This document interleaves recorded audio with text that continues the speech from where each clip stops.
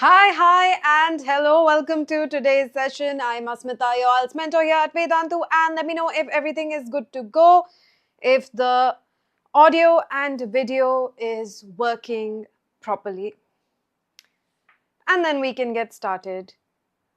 Hi, hello to all of you. Very good evening. Let me see your heys and hellos quickly in the chat so we can greet each other and get on with the session. How are you all doing? How's your week been?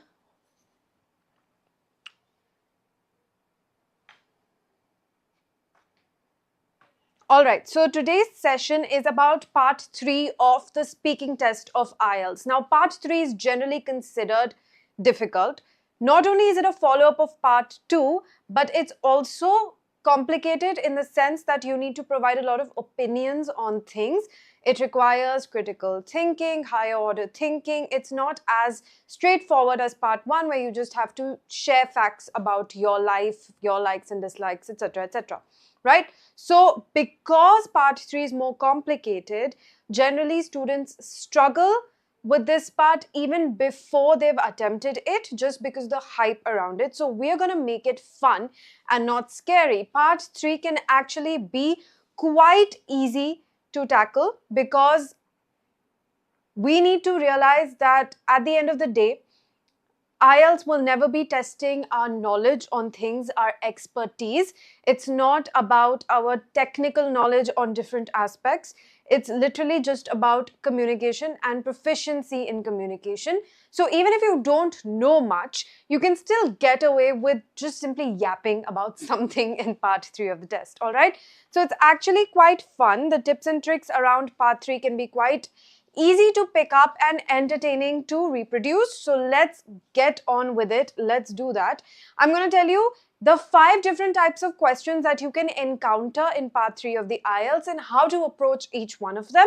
We're going to formulate and craft a response for each of these question types. And by the end of today's session, you're going to feel a lot more confident about this part of the IELTS. So hi Meem Baba, hi Vedant, hi Devdat. Good evening to all of you.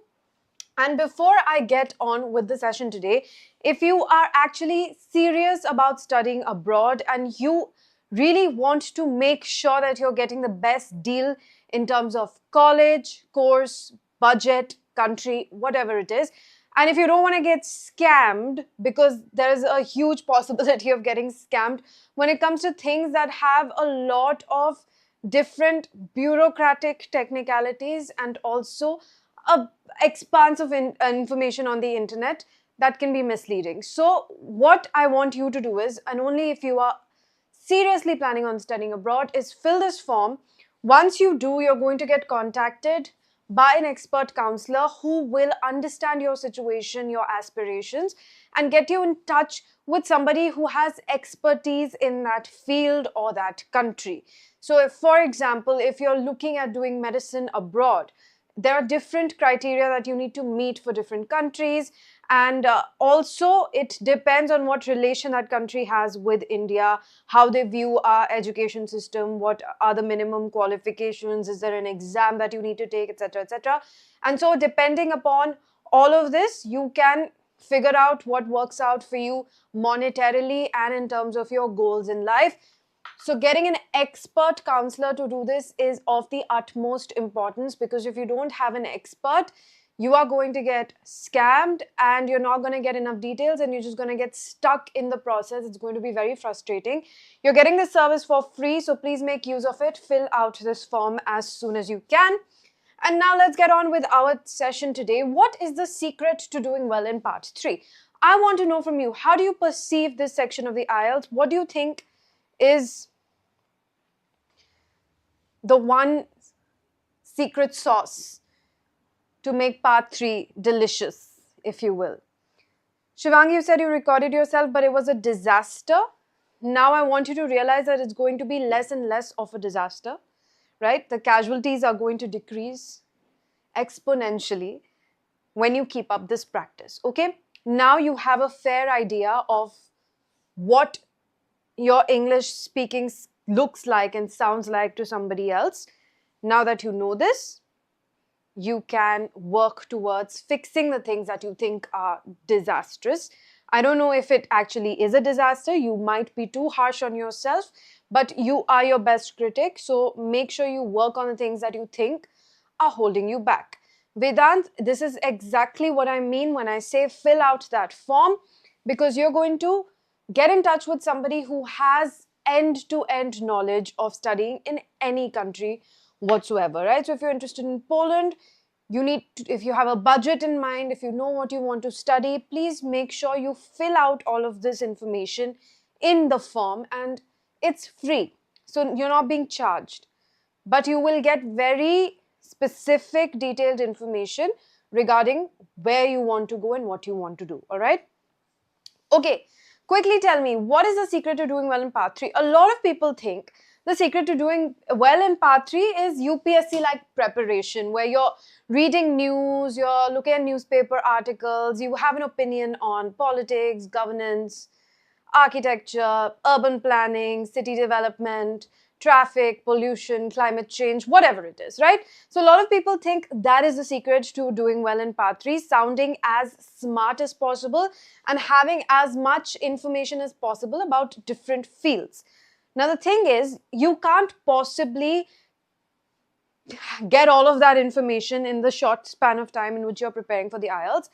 And unlike a UPSC candidate who is simply and only preparing for the UPSC, you are here preparing for a lot of entrance tests. So you can't devote that kind of time. You can't get that obsessed with doing well in this exam. This is a very small part of a long exam.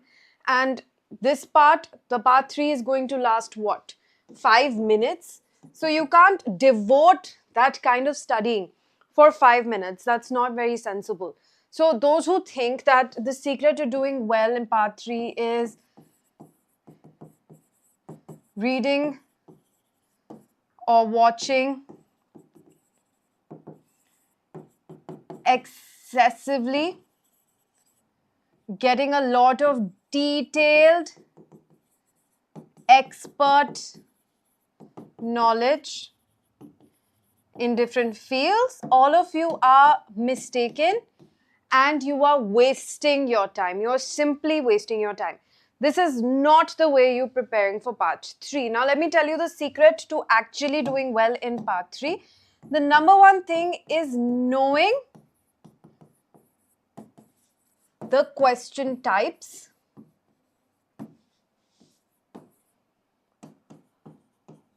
and learning how to sound smart with generic responses. So these are the two things. Number one is knowing the different question types, which I am going to tell you in today's session. That's what this session is all about. And second is learning how to sound smart, even though you're saying something very basic, nothing groundbreaking, right? You're not coming up with the one solution it takes to tackle a huge issue in the world. No, none of that. You're saying stuff that has been said time and again. Like I said, nothing groundbreaking, but you're still going to sound smart, not because of your ideas. So pay attention to this, not because of the ideas, but because of your English speaking skills, right? That's what's going to make you sound smart. And at the end of the day, it is very important for you to remember that this is what's being tested.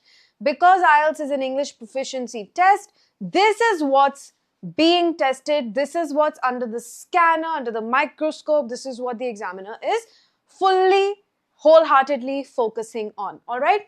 So let's look at what in the Part 3 entails. It's going to be a follow-up after your Part 2 cue card topic. So whatever topic you got in your cue card, the questions will be related in some way, shape or form to that cue card topic.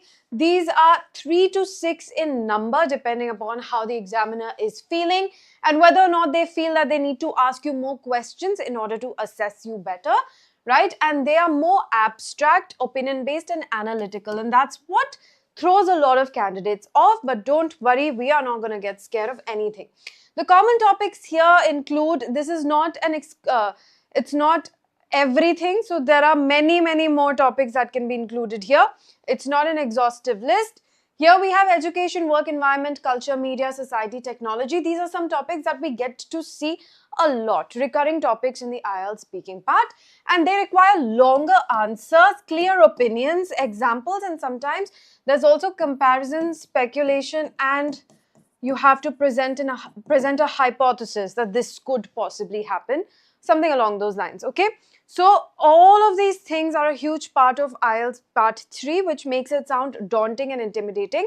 But like I said, if you know the different question types and how to approach each of them, it's going to get very easy for you. So the first question type that you can encounter here is the opinion-based question. What happens here is, it's a very simple, do you feel, do you think, and some notion that is widely held. And it's just a matter of you saying yes or no, agreeing with it or disagreeing with it. You can also provide a balanced approach that when these conditions are met, I think yes, but when these conditions are not met, I think no, right? So it could be conditional, balanced, a straight yes or a straight no. These are the different responses that you can give to an opinion-based question. An example of this is, do you think people read less nowadays, right? So here, what did I tell you? How many different possible approaches can we take here? Let's note them all down. Okay. So first I said you can say yes or you can say no. So these are your straightforward answers. Yes, I agree, people read less nowadays. No, I don't think people read less nowadays. You can give a balanced answer. You can say that reading as a medium of communication is no longer, it's not, the primary purpose of reading is no longer communication as it used to be in the past, because now all our communication happens through, a lot of our communication happens through audio and visual mediums as well. So yes, in terms of that, people read less, but those who were avid readers in the past are still avid readers, and it's a matter of interest. You'll always find a percentage of the population that is interested in reading, and that has always remained low. It's not like everybody reads classic literature. The percentage of people reading classic literature has always been a little lower. So that's a balanced approach that you can take. Another approach that you can take here is a conditional approach. What is a conditional approach? You can put your own conditions to the question. You can say that, yes, I would say that people read less nowadays, but that's not because we are getting dumber, but it's because our medium of communication has changed drastically. Earlier, all the learning, very similar to the balanced answer, that you can say all the learning used to happen through reading textbooks only, but now we also have informative videos, documentaries, just basically 3D models of things. Technology has enabled us to learn through other modes and not just reading. So yes, people do read less nowadays, but I don't think that's necessarily negative, all right? So here you can say, yes, people read less and that is a problem. No, people don't read less, it's more or less the same. People read less and that is not a problem because we have other means of communication. These are the many different kinds of answers you can give in terms of expressing your opinion. So the first thing you need to do is express your view. So if, for example, if we are going to go with yes, then you say yes or absolutely or definitely. I sure do think so. There are many different ways in which you can start your answer to say that I strongly feel that yes, people do read less nowadays. So these are different ways, and this is again not an exhaustive list. So you can come up with a different starter and you can tell me in the chat what is a starter that you can use here to say yes, people read less. Here, if you're saying no, I don't think so. I'm going to have to disagree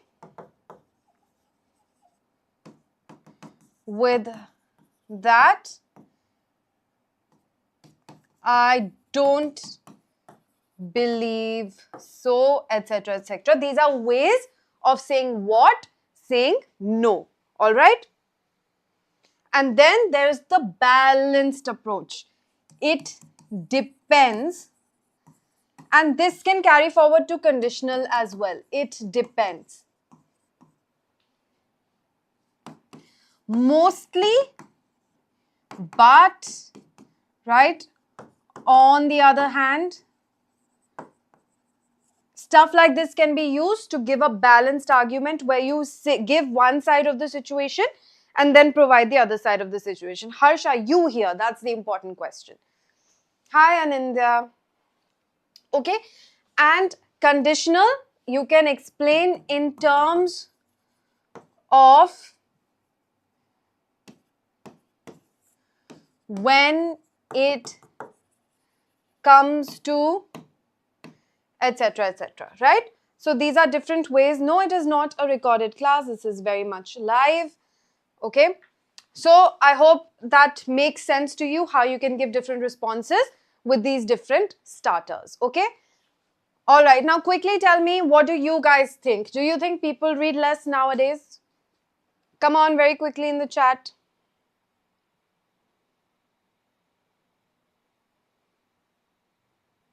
What do you think? Do people read less nowadays?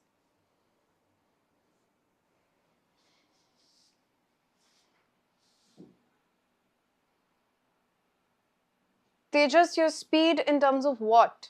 That is such an incomplete question. If you want to ask me a question, at least complete it. Reading speed, writing speed, talking speed.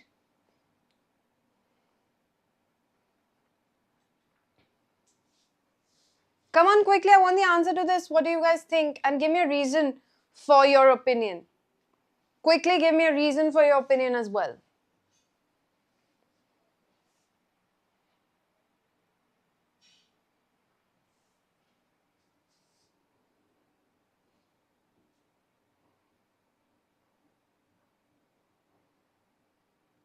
Quickly, quickly, quickly. If you don't try, you're not going to be able to formulate responses. You think you can do it in your head, but it's not going to come out of your mouth. Good evening, Anisha. Tejas, do you hear my speed? I generally talk a bit faster than normal. So a little slower than me is the speed that you should have in IELTS speaking. You can talk slowly also, but make sure that there's no hesitation that's audible or visible on your face, all right? Why am I not getting responses for this? You're asking all sorts of questions, but you're not telling me. Okay, Devdutt says, yeah, storybooks and newspaper, etc. are read less nowadays. Okay. Why do you think that is? Can you give me a reason? So always substantiate what you're saying. Get into the habit of providing a reason for everything. Don't just provide an opinion. Always also give a reason, because you need to get into the habit of doing that for the purpose of the IELTS. You have to give a reason. Why is always implied. Just remember this. Even if the question doesn't say why, you have to explain why. It is implied. So make sure you're doing that. Get into the habit of doing that regularly. All right? So those of you joining in, the question is, do you think people read less nowadays? You need to give me an answer. It could be a yes, it could be a no, it could be a balanced answer where it depends on circumstances and geographical areas. The generalized statement cannot be made regarding this. And you can give me a conditional response that like Devdutt gave me sort of a conditional response where he's saying that yes, when it comes to storybooks and newspapers, I think people read less.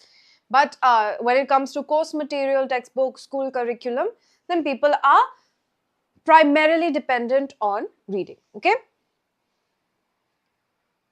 Jing Zhang, if you don't know what the IELTS is, then what are you even doing here?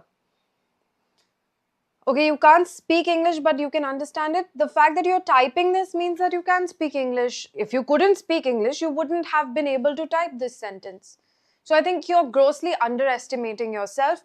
Understanding is the first step to learning a language. It's just a matter of now getting a bit more confident and being able to say words out loud. Okay?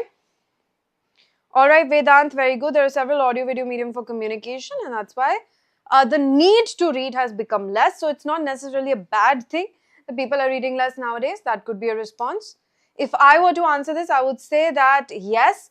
And the reason why I think people are reading less is because reading requires patience, something that we have lost because of social media. We are used to content that is quick, gives us a very fast dopamine hit. We are watching 30-second videos, and in that 30-second, we're getting the entire story arc that a novel would require months of rigorous reading to achieve. Okay, so if I'm reading a book that's, let's say, 500 pages long, there are going to be parts in the book that I might find boring.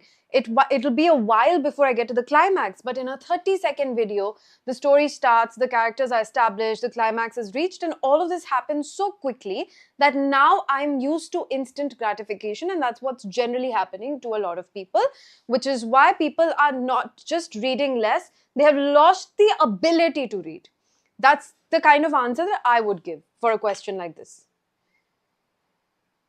Tejas, by watching shows, watch a British show, watch an Australian show, watch interviews, listen to,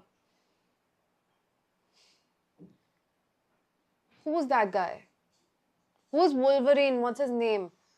Watch his interviews. Margot Robbie, watch her interviews. Get used to the Australian accent. British, you have so many different people that you can listen to. Watch BBC.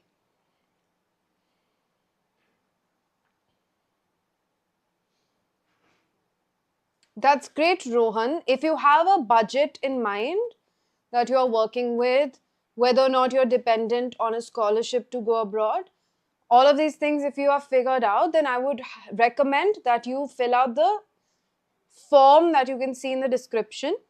If you open the description of this video, you will find a form, the career counseling form. Fill it out and you will get very good help. And you will be able to figure out the exact things that you need to do in order to get to MIT. Okay? You get nervous while trying to speak English. That's completely normal. That happens to anybody who's not used to a language. I get nervous while trying to speak Punjabi. It's completely okay. You just have to get over yourself. Very good, crunch, but why are you calling it so-called internet? It is called internet. So why are you saying so-called internet? People are spending too much time on the internet. And it's not in the internet, it's on the internet. All right? Preposition correction over here. The second kind of question that you can come across in IELTS speaking part 3 is the comparison question. Okay? Now here you will be given two things and you will be made to compare them. Alright, so how is online education different from traditional classroom learning? What are the two things that you'll have to compare here? Online education, traditional classroom learning. Classroom learning. See, I can also fumble. I said classroom learning. So it's fine, normal, right? You just recover from it quickly, correct yourself and move on. That's the game of life, right? So here, I want you to remember one thing that's really important. An element of comparison is also pointing out similarities. When we hear compare, we instantly think that we are only supposed to point out differences.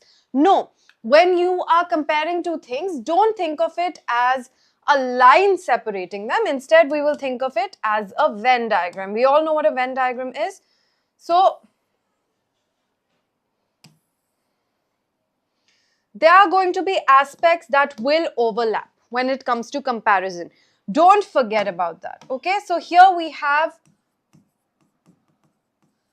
online education and here we have classroom learning. Right, so whatever is different, we'll write in these respective colors. But whatever is the same, we'll put in the middle in white. Okay, So remember that a part of comparison is also pointing out similarities, okay? It's not just about differences. So whenever you have a comparison question, you can say, on one hand, you can list the attributes of online education. Then you can say on the other hand, and you can list the attributes of classroom learning. Then towards the end, you can also say but at the end of the day, and you can list the similarities. All right, so I'm just going to quickly list some for you so that you can get thinking in the right direction. So here, the number one thing with online education is access. You don't have to go somewhere physically, which involves, having a mode of commute, having someone to drop you off. You are time bound, right? So there's access. You can do it from home. The other thing is it's personalized. It can be personalized, whereas classroom learning requires you to take care of everybody involved.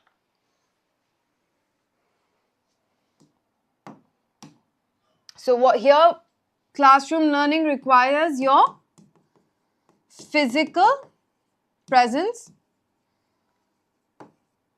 That means that the school that you're going to has to be close to your house, because if it's far away, it might take too much time to commute, etc., right? And another thing is, I mean, a good thing here is social interaction, which doesn't happen and a lot of teamwork, hands-on teamwork that can take place in classroom learning, which can't happen in online education, right? Because it's all virtual. The interaction is only virtual. And some people worry that makes you miss out on some sort of body language cues, which doesn't happen in physical presence, right? So these are the differences. What are some similarities? Similarities right now is even online education is teacher or instructor led, right? So majorly, even in the online education space, for example, this interaction that we are having right now, it's still a teacher-led interaction. We still haven't gotten to the point where all of it is happening through AI. So it's still a teacher-led thing, which is a similarity between the two. Can you point out any other similarity between online learning and traditional classroom learning?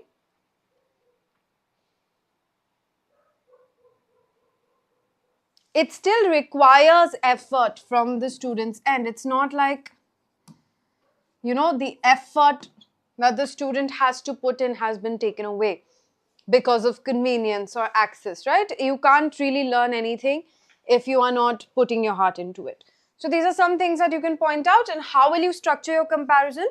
On one hand, describe this. On the other hand, describe this.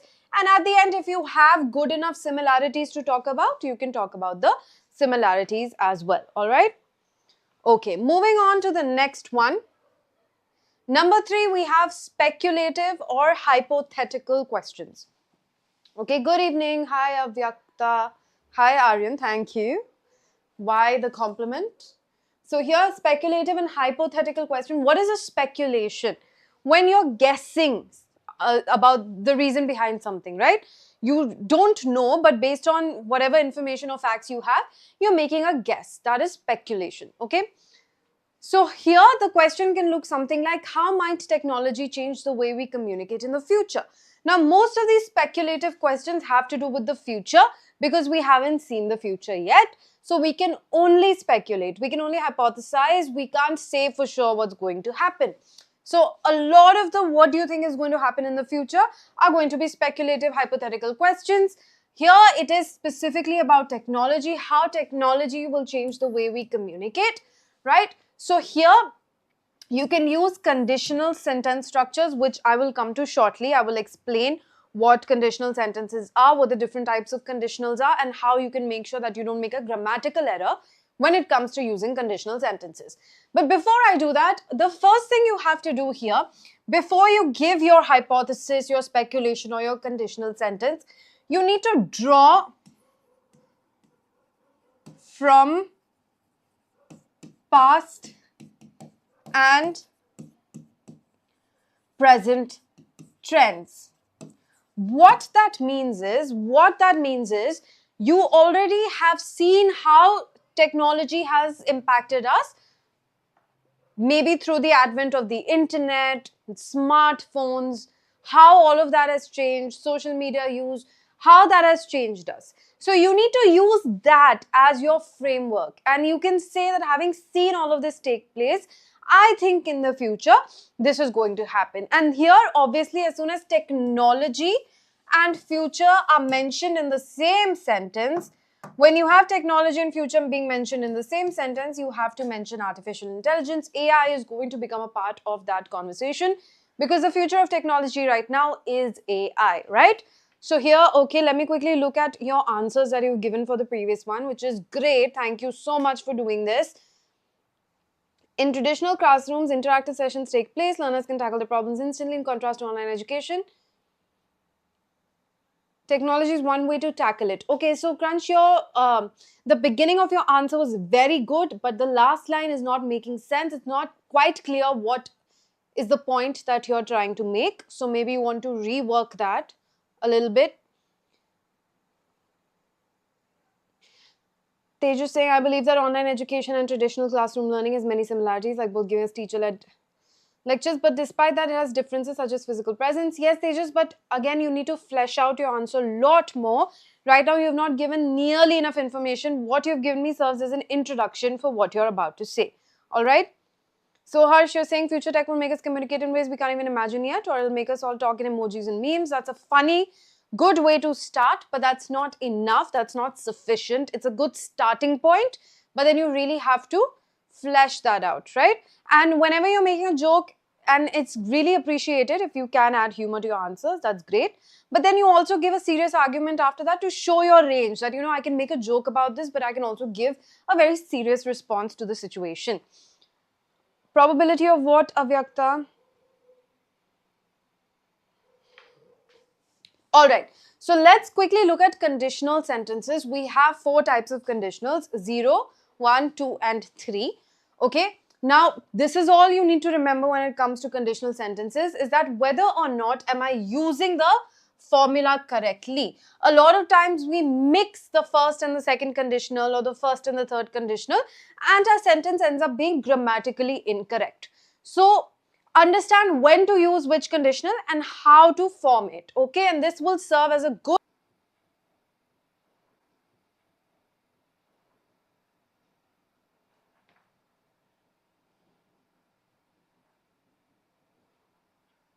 Am I back?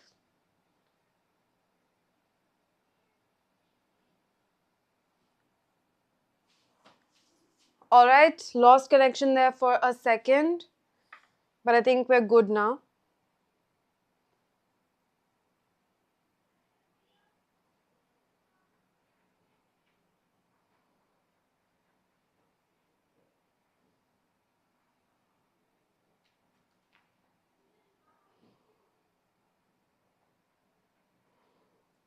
Okay, one sec.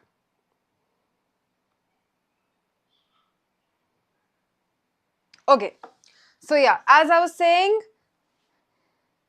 if it's a general truth, if it's something that will remain true till the end of time, just how we use the present perfect sentence in a similar way. So here, you will use the simple present with the simple present. Now remember, the conditional sentences are always going to be if sentences, right? If this happens, because if is the word that we're using to add the condition. What is a condition? Shart, right? If this happens, then this will happen. If this happens, then this will happen. So if we are assuming 1 takes place, then 2 will be the result. That is how we frame conditional sentences. So now if we are making a conditional sentence about a general truth, it is true, it is going to remain true. It has always been true, it will always remain true. It's a general truth. In that case, simple present and simple present. If You heat ice, it melts. If you heat ice, it melts. Very simple. Next, we have the first conditional, which are real possibilities in the future. Right? So, you're saying if something takes place, then this will happen. For example, if it rains, I will stay home. So, the first part is the simple present condition. The second part is the simple future or the will plus infinitive to say what will happen. If it rains, I will stay home. Okay. Next is the second conditional for hypothetical situations, right? So first is for real things that can happen in the future. Second conditional is for unreal things, right? So if I won the lottery, I would travel. Now raining is a real possibility. It can happen anytime. It just rained a few hours ago. But winning the lottery is something very rare and something very hypothetical. It's not something we can treat like we can't take for granted. We can take raining for granted, but we can't take winning the lottery for granted, right? So here, if I won the lottery, so it will become the simple past tense. The if sentence will become simple past, and the next would be I would travel. I would travel. And the third conditional is an unreal past hypothetical, right? So here you're talking about, it's usually like for situations or things that you regret. That is generally when we use the third conditional. So here we use would have. If the first if clause is if I had studied, past perfect, I would have passed. If I had studied, I would have passed, right? So if we again try to, hypothetical means something that's not true, but we are working under the assumption that this can be true, right? This is what our prediction is. You do science experiments, you take a hypothesis for that, right? That in this experiment, this is what I'm going to prove. If that happens, then the hypothesis is true. If it doesn't happen, then the hypothesis is false. So hypothetically is when you are made to think about a situation that is not true, but then you're analyzing it, right? For a lot of questions, a lot of hypothetical questions can be asked, like this is a very popular question, that if I was drowning and this person was drowning, whom would you save? You're not really drowning, nothing is happening. It's a hypothetical question, that if we were drowning. Or you can say, if I hold you on gunpoint, would you do this? Or if I give you $1 million, would you do this? All of this is what? Hypothetical. I'm not really giving you $1 million. I'm not really holding you at gunpoint. I am not really drowning, but I'm asking you questions that what would you do in those situations? So those are hypothetical questions, all right?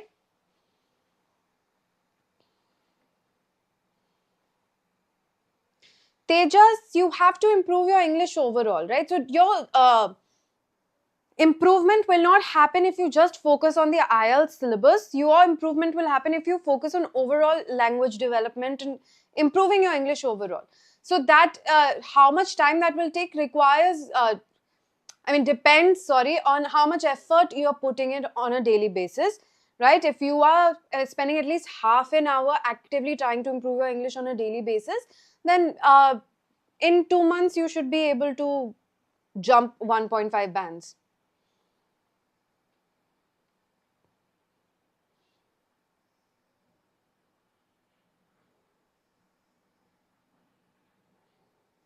Sandeep, ये जो questions आप मेरे से पूछ रहे हो, ये मेरे से पूछने की बजाय अगर आप एक करियर काउंसलर से पूछोगे तो वो आपको बहुत ही बढ़िया जवाब देंगे और आपको 10 ऑप्शन और बता देंगे कि ये नहीं हो पा रहा है तो ये कर लो, वो नहीं हो पा रहा है तो ये कर लो.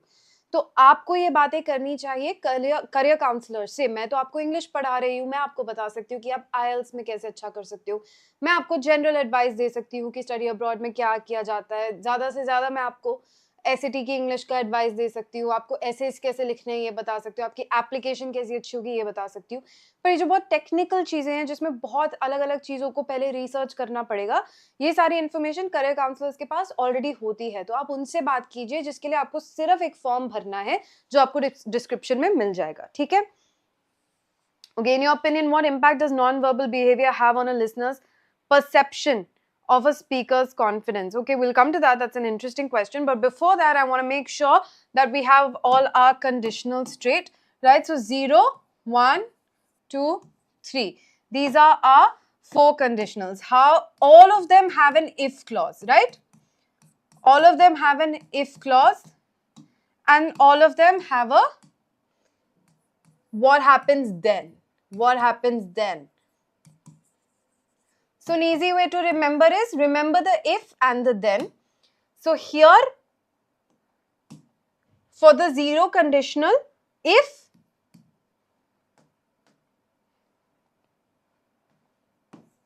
oops, one sec. If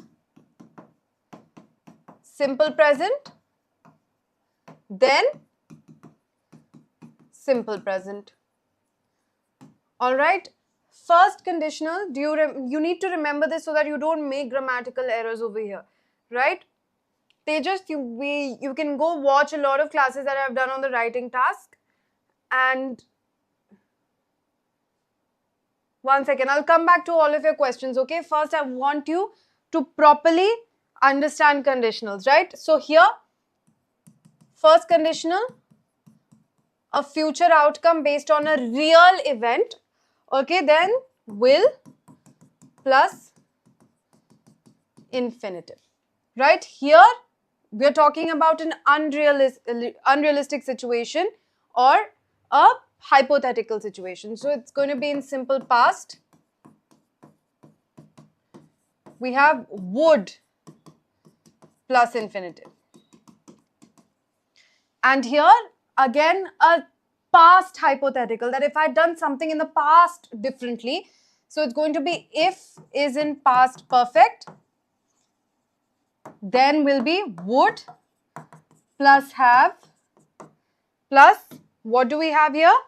Past participle. What is that? V3 form. All right. Instead of the infinitive, we can also write V1 form if that helps you remember it better. Okay. These are conditionals in short. There is no free way to give an English proficiency test, and all the tests are going to cost money. Chances are if you go for a cheaper test, you will still have to take the IELTS nonetheless. So the double खर्चा हो गया, हमने DET भी दे दिया, लेकिन हमें visa के लिए IELTS भी देना पड़ गया, तो दो बारी खर्चा हो गया. Instead, you stick to one test that is accepted everywhere. Prepare for one test, take it properly, take it properly, and do your best in it, and it's going to be valid for 2 years and accepted everywhere. Okay.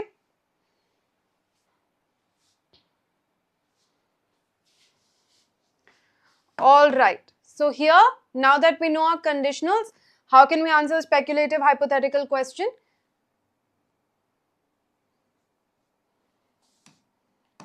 Can you make one conditional sentence here that can fit the answer? One conditional sentence I want from you that can answer this question. Obviously, the answer is going to be much longer, but I want one conditional sentence that you think can fit as an answer for this.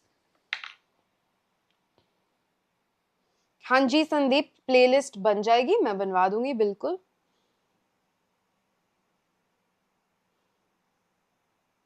I want one conditional sentence that can work here as a response.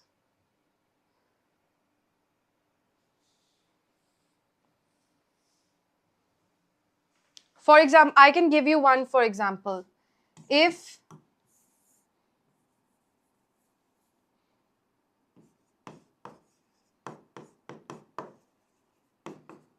continues to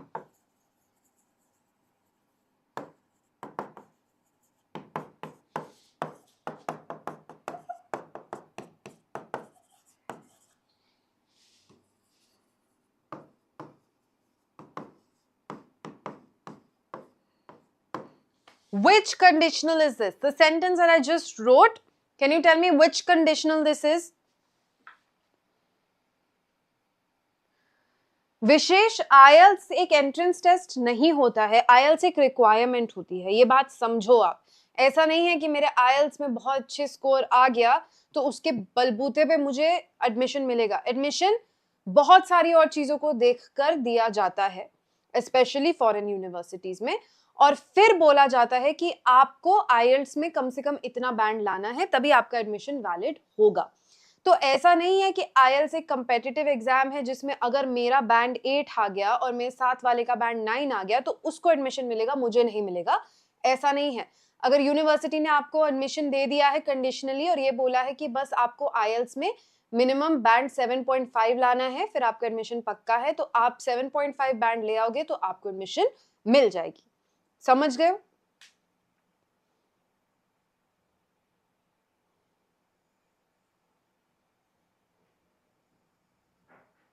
Which conditional is this? Quickly, which conditional? This sentence that I just wrote as a sample.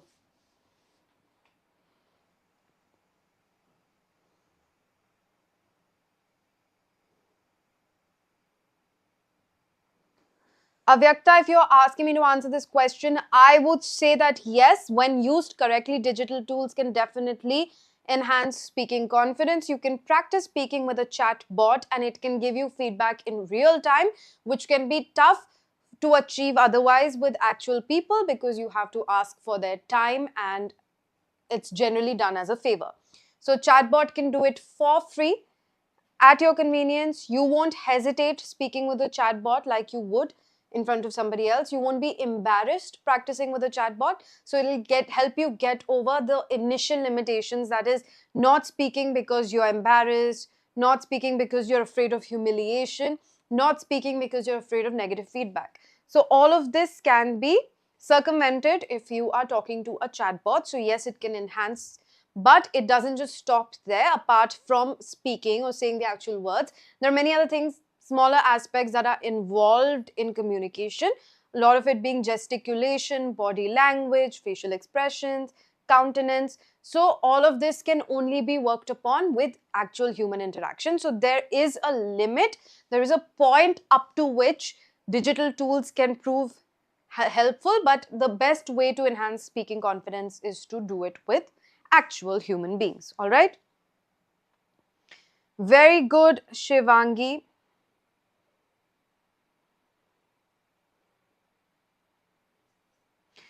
Very good. This is the only Shivangi answered my question. Thank you so much. First conditional. What do we have here? Simple present and a future outcome of that. Okay? हाँ जी संदीप, लेकिन next week से थोड़ा time change होगा, तो दोपहर में होगी class, वो आपको बता दिया जाएगा, एडवांस में वो शेड्यूल हो जाएगा, तो आप चेक कर लेना.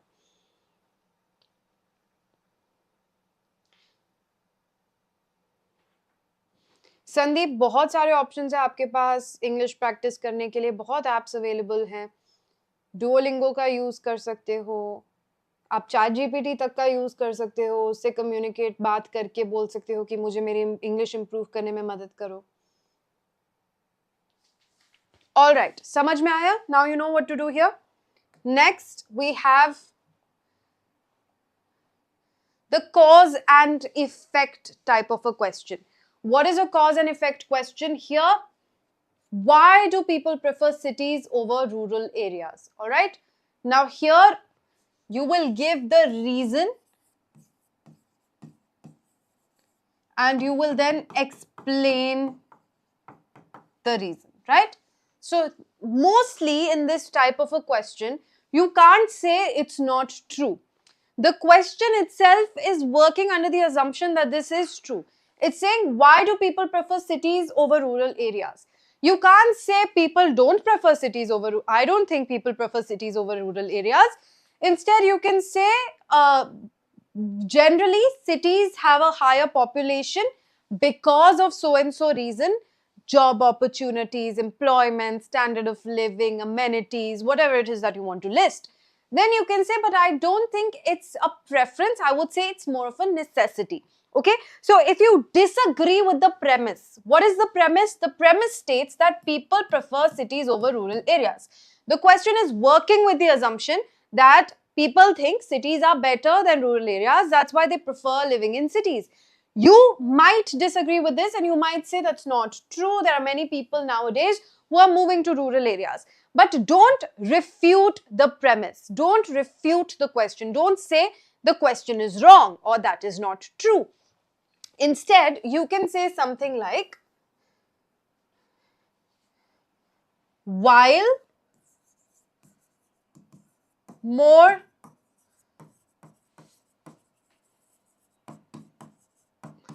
people are moving to cities. I don't think it's a matter of preference. So here it says word, right? So don't think it's a matter of preference. And you can say rather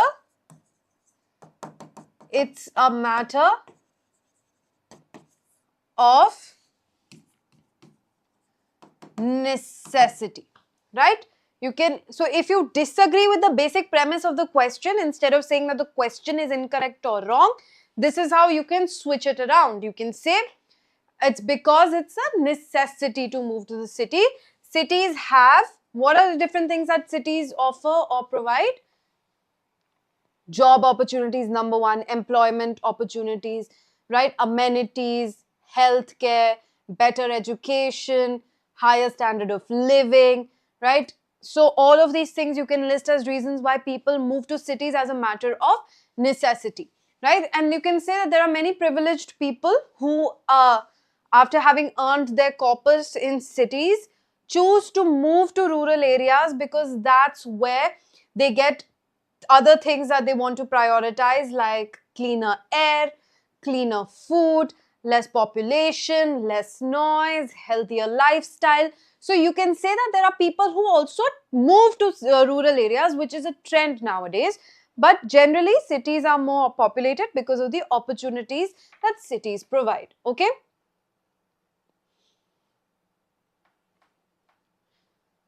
Right, Harsh. So you are now stating the advantages of both. What you have done is you have just stated advantage of city, advantage of rural areas.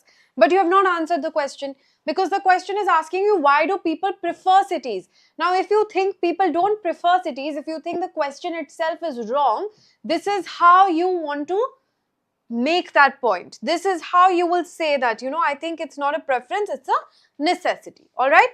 Don't outrightly say that the question is incorrect. Sandeep, you can buy any resource from Cambridge. Those are really good materials for IELTS. Even when you register for the test, you will get some test prep materials. That should be enough. Otherwise, you have enough resources online. You can go to the IDC website, you can go to Cambridge, you can go to British Council, you will find full-length mock tests over there. You can practice with those, right? So you have enough resources online. You don't have to really buy books, but if you want to, then Cambridge has a bunch of good books that you can use as reference material, all right? Okay, and finally, the fifth kind of question, the last kind of question. Should I say better education facilities, reduce? Okay, good job, Crunch. But always add a starting statement. The reason why people prefer cities over rural areas is, and then list your reasons, okay? Always give that starting sentence that sets the context. Last kind of a question that you can see in part 3 is the problem and solution question, where a problem will be put up in front of you and you need to find the solution. What is the problem here? That there is a lot of food waste.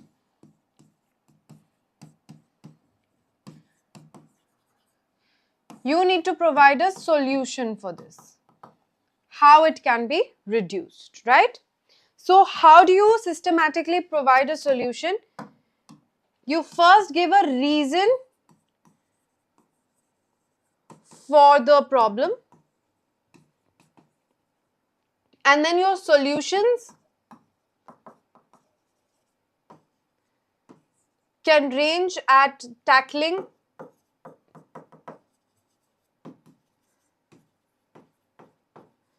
or it can be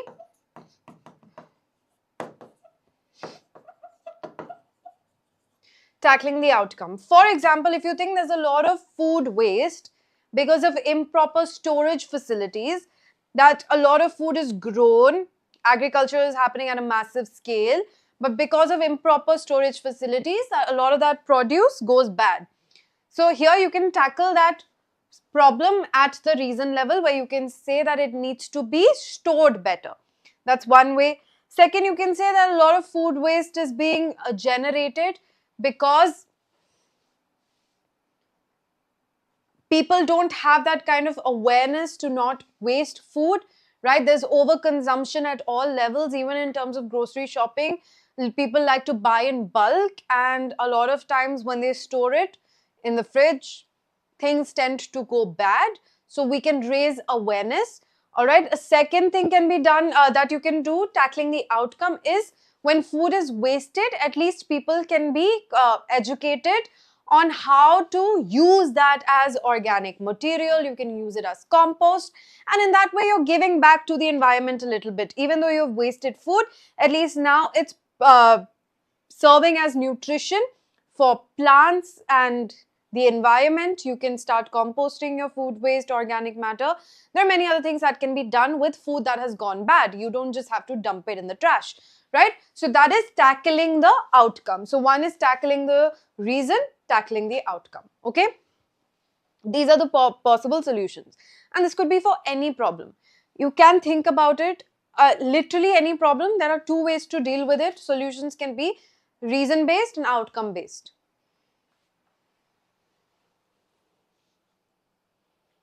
Okay, people are inclined to cities. Then, Shivangi, when you're comparing two things,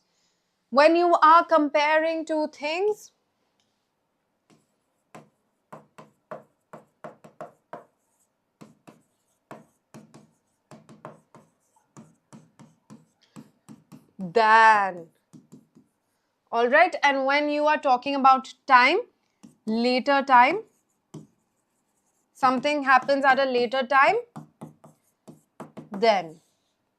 So for example, I am taller than my brother. I ate lunch and then went to sleep. Okay, this is the difference between these two words. Make sure you are completely 100% sure of these two, because it gives education and career opportunities and so forth, so on and so forth. However, there are still some people who prefer villages to cities as it provides fresh air and healthier lifestyle. Very good. Rest of it is completely fine. I would focus on planning meals, storing food properly, using up leftovers creatively, and donating excess food to those in need. Very good, Harsh. That is a perfect response.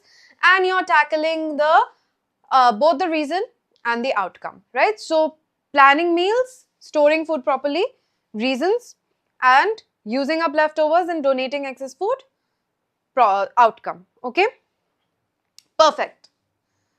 All right, so I hope you've understood the 5 different type of questions that you can encounter, how you're going to answer each of them. I hope you know how to use conditionals properly and when to use which conditional sentence, how to use it correctly. This was what we basically understood today, and now part 3 doesn't seem that daunting or that difficult now that we know how to answer each of these questions. That brings me to the end of today's session. If you found this useful, then I urge you to subscribe to the channel and share it with all of your friends. If you spread the word, then the channel will grow. If the channel grows, we can make more and more content for you. So you are now part of this. If you want more useful content, then you have to make sure that the word is spread and the channel grows. All right, make sure you also follow us on our social so you get to know the time of the classes. The time will change next week onwards and you will be informed about the new timing. Yeah, what happens in marriages?